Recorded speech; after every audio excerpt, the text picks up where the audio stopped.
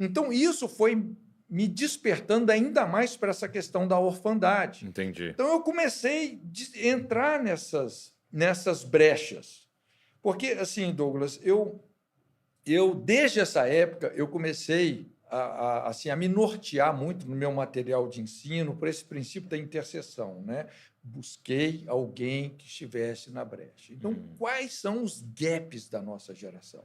Quais são as principais feridas sociais que estão na base da destruição da família e da sociedade? Então, você poderia falar para a gente algumas? Sim, não é? Então, por exemplo, essa questão da perda dos vínculos familiares, não é? Então, a gente tem matéria sobre isso, né? Perda dos vínculos familiares é quando você tem uma massa crítica de pessoas que foi desconectada desses relacionamentos, que tem uma conotação existencial. Por exemplo, você vai ouvir um cara, o cara fala assim, puxa vida, eu não sei quem é o meu pai, não conheci o meu pai, não tem nem o sobrenome do meu pai no meu nome. Sim. Ou o cara fala, não sei quantos filhos eu posso ter tido por aí. Não é? Então, essa questão da bastardia, da perda dos vínculos familiares, do aborto, da rejeição, do abandono, não é?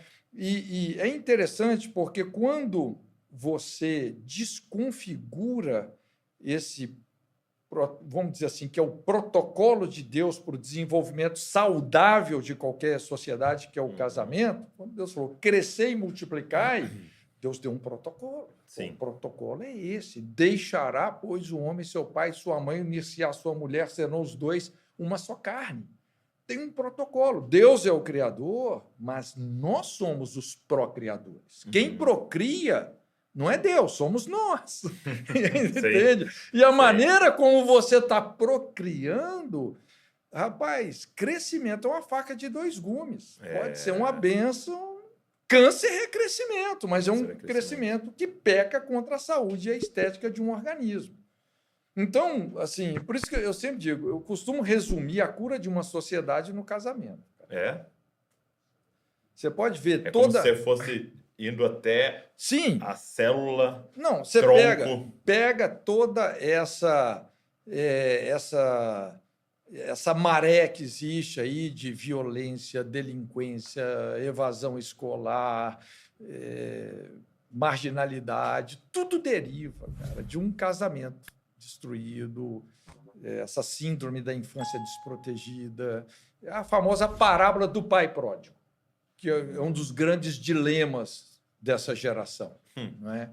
Pessoas que foram desconectadas desses referenciais que são fundamentais. Entendi. Então, uma das coisas que está na raiz do que está acontecendo hoje é essa desconfiguração dos vínculos familiares ali. Sim.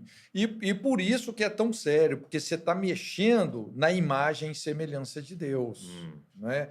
A imagem e semelhança de Deus não é um indivíduo, é a família, né? Criou, pois... Ele é trino, né? Isso, criou, pois, Deus, o homem, a sua imagem e semelhança, macho e fêmea os criou. Sim. Então, o conceito de macho, de fêmea, de relacionamento, de casamento, de família, essa, eu diria assim, a imagem e semelhança completa de Deus. Sim, sim. Isso é muito forte. O que mais? Quais são algumas outras coisas além disso, assim, que hoje estão na raiz do que está acontecendo? Então, hoje a gente tem essa questão dos abusos, porque uma coisa vai gerando a outra. Uma coisa puxa a outra, né? Quando você tem a fragmentação familiar, paralelamente à fragmentação familiar, a tendência é você ter uma cultura de abuso. Sim, porque aí você tem alguém vulnerável, né? Vulnerável. Você criou o vulnerável.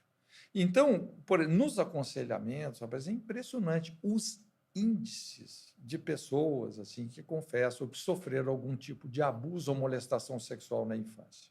Cara, é um negócio enorme. Pelas nossas fichas, e são milhares, não é? Aí de 30 a 70% das pessoas que a gente atende sofreram algum tipo de abuso ou molestação sexual, né, na infância. Algumas regiões do Brasil chega a 90%. De cada 10, 9. Zona Oeste do Rio de Janeiro, região norte do país. Não é? Então, inclusive, tem lugares no norte do país que é cultural. Por exemplo, o incesto é cultural. né? Tem lá o mito do Boto, por exemplo, a menina de 13 anos aparece grávida, né? Foi o Boto, mas quem que é o Boto? É o pai alcoólatra, né? Que vive ali numa família totalmente aglutinada, uma casa sem paredes, não é? Onde ninguém tem privacidade, não é? E se não tem o temor de Deus num negócio desse, rapaz, é a receita do incesto, do abuso, né? Sim. E à medida que eu comecei a trabalhar assim com aconselhamento, o que acontece? Você vai ganhando assim uma perspectiva microsocial, porque você atende uma pessoa, outra, e cada atendimento é um estudo de caso, não é? Porque às vezes você não só atende, mas você caminha um pouco com aquela pessoa. Então você vai ganhando uma perspectiva microsocial profunda. Okay.